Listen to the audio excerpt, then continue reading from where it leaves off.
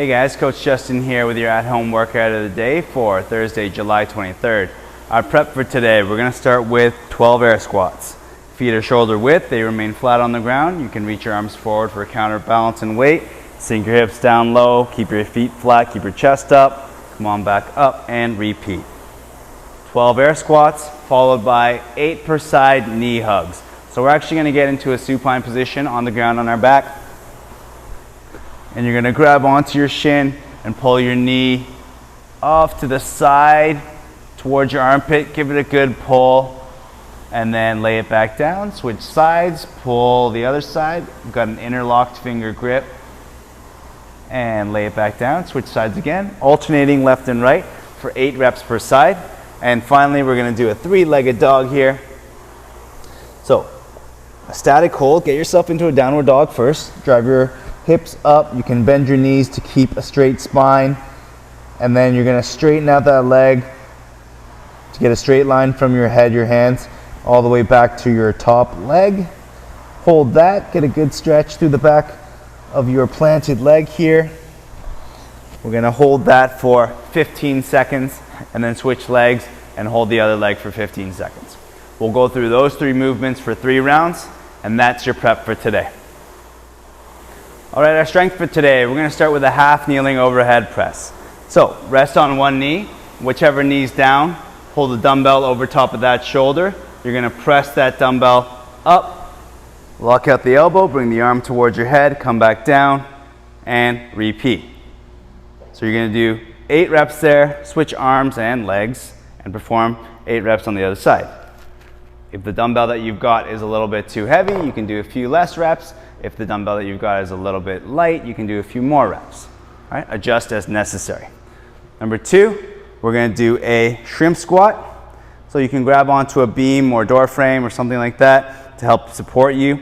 The goal here is to keep one foot flat. The other leg, the knee only touches the ground, and then you drive through that front foot flat through it to stand yourself back up. In an ideal world, you get this done without holding onto anything. So just touch your knee and come back up. But if you need the support, use it. You can also do a variation where you hold your dumbbell out in front of you and perform it like that. So 8 on each side, shrimp squats. Finally, we're going to do a high plank shoulder tap. So get into a high plank on your hands and toes. Tap your hand to your opposite shoulder with control. Minimal rotation through your upper body and your hips. So you're squeezing your glutes and bracing your core to help keep you level and keep you from twisting or tilting. So you're going to do that for 8 taps on each arm. We're going to go through those 3 movements for 4 rounds, and that's your strength for today.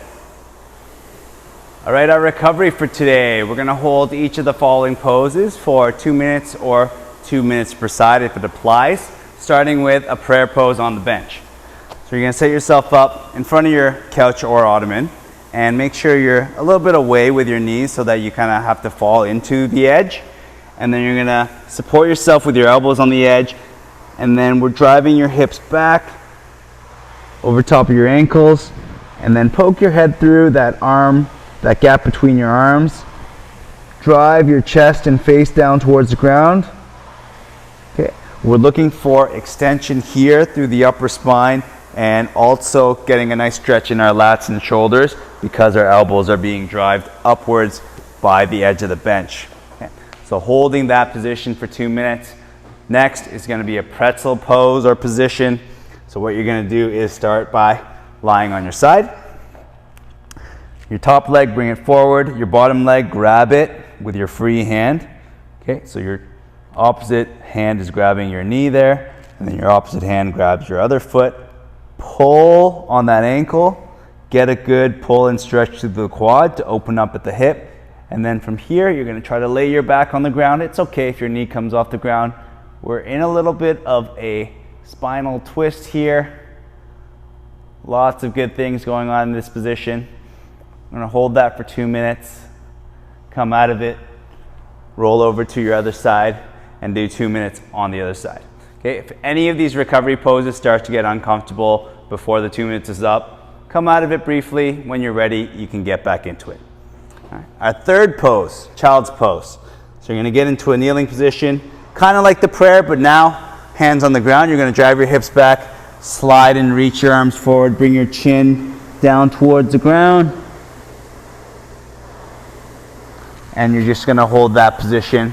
Some deep hip flexion and knee flexion is what we're working on, as well as our upper body mobility once again. So 2 minutes in the child's pose. Finally, our last pose, more of a mental recovery.